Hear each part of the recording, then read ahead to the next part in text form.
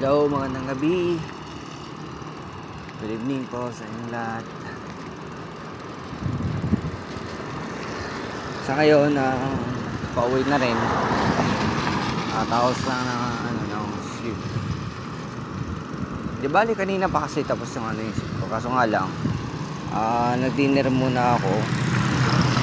Kasi matik na gabi na din.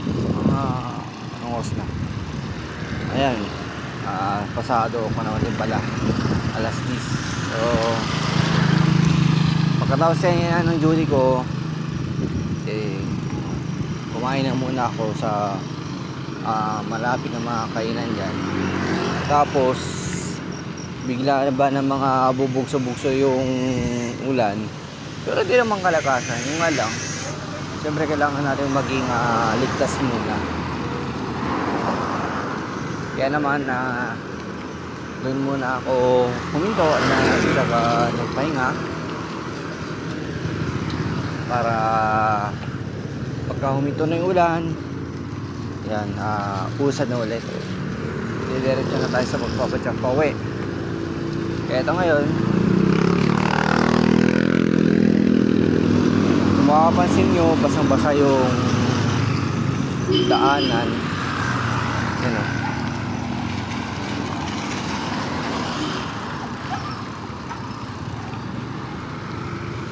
Sa yung daanan.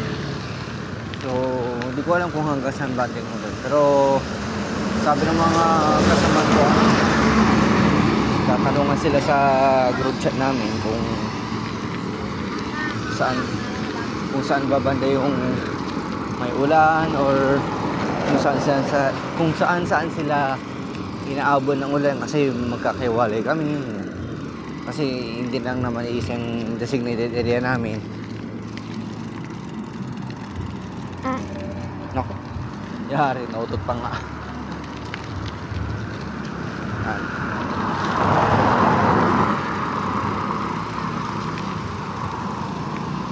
Kaya pag ganito maulan, dahan-dahan lang tayo sa pagpadyak para makauwi pa rin ng ligtas at matiwasay.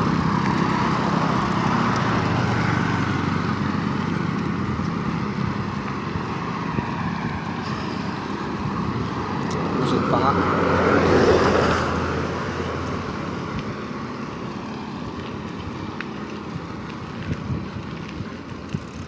Pero bakit dito dry? Tingnan nyo, hindi siya basa dito. Parang ano lang, dumaan lang ko lang dito. Tingnan nyo. Oh, basa. Tapos yan, tuyo. Oh, parang dumaan lang yung ulan dito, banda ay. Pero doon sa pinagkainan ko kanina,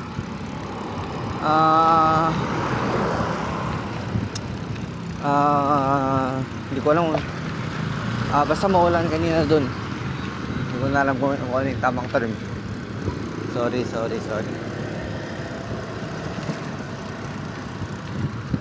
Tignan nyo, yung ibang bahagi tuyo, pero yung iba basa, you know.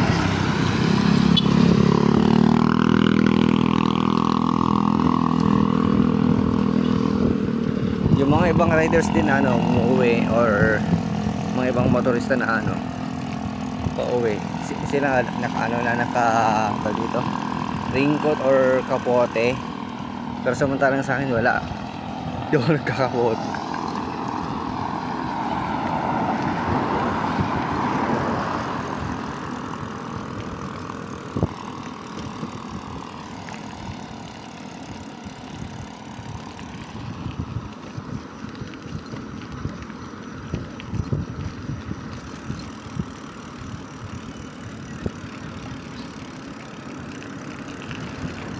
Kaya ito, umiikot na naman siya.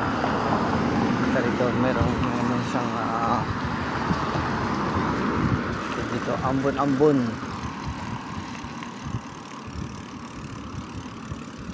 Pero anyway, basta mag-ingat lang tayo lagi sa pag-uwi natin.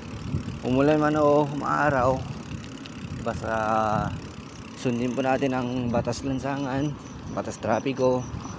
Tapos magdoble-doble ingat lang po tayo. Yun lamang po, and God bless po sa ating lahat.